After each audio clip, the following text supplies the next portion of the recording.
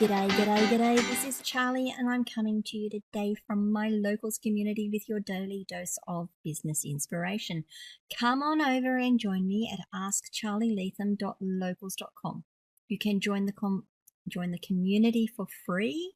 You can become a supporter for $2 US per month to join in the conversations, to start your own conversations, to access supporter-only content. And of course, that $2 also helps me to keep creating content like this, like my podcasts, like my tutorials. I want to talk today, though, for our daily dose of business inspiration about emotional intelligence in leadership. Now, EI, emotional intelligence, is a bit of a buzzword as far as I'm concerned, and I really don't like a lot of buzzwords when we're talking about things. I like to try and boil it down to some really simple things, straightforward, no nonsense, no BS type stuff. It's important to me, and it always sounds a bit sort of pretentious, emotional intelligence when I say it. Okay. I do have, however, a number of podcasts with people like Stephen Morris, Beth Bergen, Tom Dennis, a couple of others even, about leadership and the importance of EI, and that they talk about the importance of EI in leadership, even if they don't use those terms, that term itself. But it all boils down to this thing. So let's talk about what emotional intelligence is. And then I would like to give you some actionable points. Hopefully you'll get some benefit out of it. Emotional intelligence is the ability to recognize, understand, manage, and influence one's own emotions and the emotions of others. It's not about manipulating. It's about managing yourself. As Beth Bergen would say, and I recommend you go and look at her podcast, it's about demonstrating sufficient self-leadership or enough self-leadership that others will follow your example. You are going to influence them. You're not manipulating them. I really want to highlight that. This isn't about manipulation, but it's about recognizing, understanding, managing, and influencing your own emotions, and therefore leading by example and allowing others to exhibit the same sorts of behaviors for themselves. In leadership, this is crucial because it enhances your ability to connect with your team members, to manage your own stress, to make informed decisions, and foster a really positive work environment. I mean, if you want a happy work environment, you as a leader can go such a long way to influencing that just by developing and showing that piece of self-leadership. Now, for small business owners, developing emotional intelligence can lead to improved team dynamics, higher employee satisfactions, and better overall business performance. Now, I run small teams. I've got to say I've evolved a lot. I've grown a lot since my early days of being in business. I was an angry young woman. I was an angry old woman too, just quietly. But I learned from even just before I got into business, when I was in the workplace as an employee, I learned the importance of leading by example. I learned the importance of trying to control my emotions and not let them run out of control while we were doing things, because it does impact others. If you've got someone, and I want you just to think about that, if you've got someone in your office that something goes wrong and the first thing they do is panic and, oh, it's all bad and it's terrible and it's horrible and it's all going to go to hell and it's all going to burn down, and oh, how does that make you feel? For me, it does a couple of things, but one of them is, why am I trying? It's actually quite, to me, it actually raises the level of nihilism in my own thinking. It's like, I don't even know why I'm trying. This is all, it's all futile. Why am I doing that? Impacts your team members as well. That will impact your fellow team members. You watch the energy in the office go down when that happens.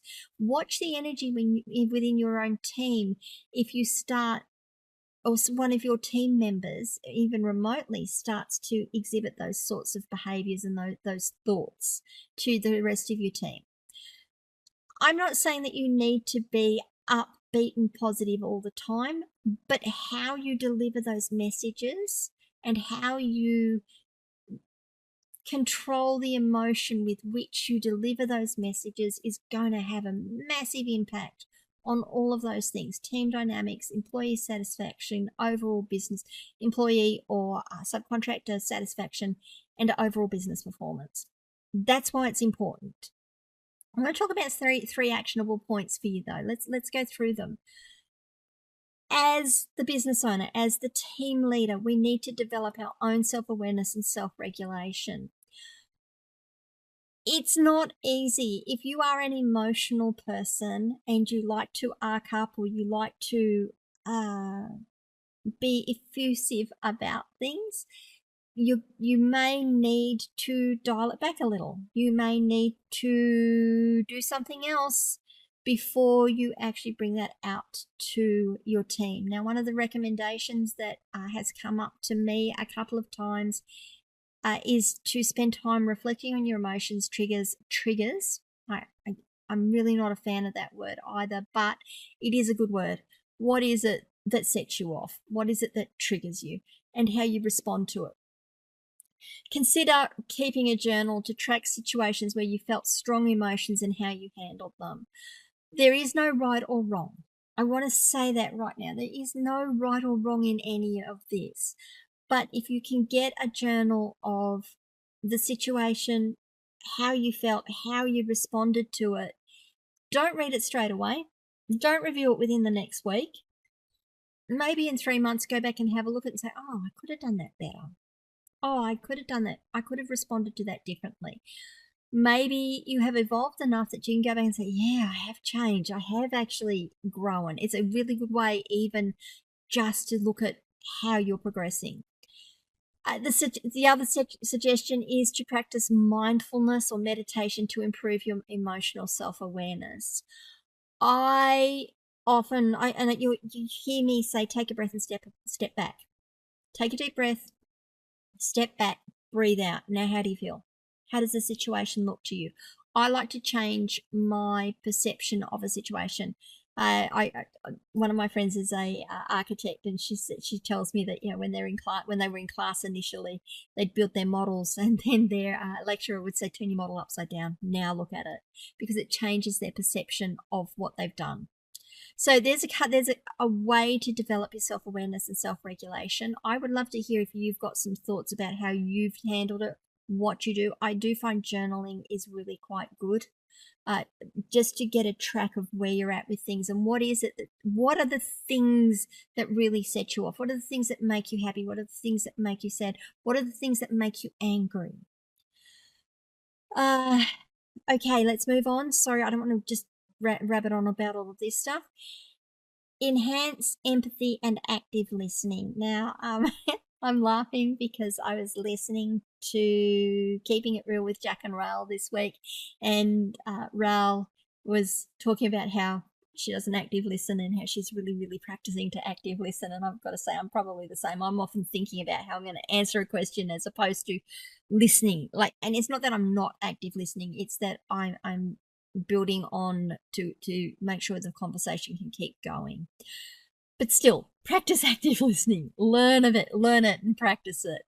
Make a conscious effort to understand your team members' perspectives and how they feel about things. Now, again, I'm not saying that you need to pander to everyone's thoughts and feelings on something, but if you can understand that something makes someone feel a little uncomfortable, maybe there's something you can do around it, or maybe there's something you can help them do to feel more comfortable in that situation.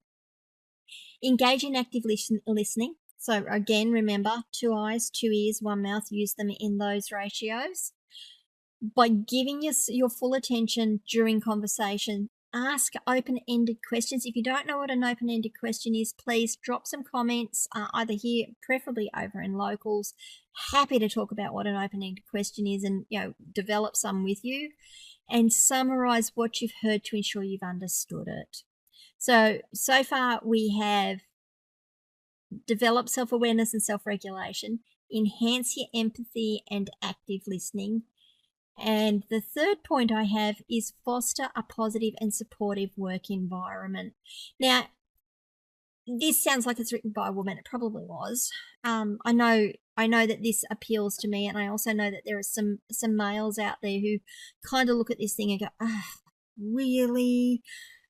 I'm not saying that it has to be all sunshine and roses and puppy dogs and kittens' tails and whatever it is, but have an environment where there's open communication and you are supporting each other. Sure, if you like to horse around and you like to play jokes and you like to have the pranks and all the things that go along with that, that might be the work environment that might actually be appropriate for the situation you're in. Absolutely have those, but also remember that you need to have it so that if someone isn't comfortable or if someone's having a bit of a hard time or things aren't quite working the way they need to be able to come and say, I fucked up, I messed up. Oh, sorry, I hope that gets bleeped out. I messed up, or this isn't working, how do I fix it? Encourage your team members, encourage your workmates to come and share their ideas and feelings with you, recognize and celebrate their contributions. If someone brings an idea to you, it is imperative, I think, that you recognize when you, if that you're going to use that idea, that you say, hey, listen, I really want to thank Sarah over there for bringing this idea to us because this is a fantastic idea and we're going to be using it. And provide constructive feedback in a way that is supportive and encouraging. And it's constructive feedback, not constructive criticism. It's not criticism, it's constructive feedback. All right, look, there are 3 really quick points on how you can develop EI yourself, emotional intelligence yourself, what you can do to bring it into your business to make your business thrive. Even if you are working on your own, even if you don't have any subcontractors or team members that you're working with, you do have providers, you do have suppliers, you may well have family members that you have to interact with as well. And this is going to make life so much easier for you. It's going to make it so much better. And watch how people start reacting and responding to you when you start developing self-leadership. And thank you, Beth Bergen, for that. That's a fantastic term. When you start developing self-leadership and exhibiting it, watch how other people start to do the same thing. What do you guys think? Do you have any ideas here? Is this not something that you would even be interested in trying? Is it something you've tried and haven't succeeded in? Do you want some help with it? Come on over to Locals, askcharlieletham.locals.com. Join the conversation there. Let's get some conversation and discussion going around this. This is so very important to your business. Apart from that, please remember to like this video, subscribe to my channel, ring the notification bell so you find out when I drop more content, and maybe share this content with someone else who you think will benefit from it. And I'll see you all tomorrow.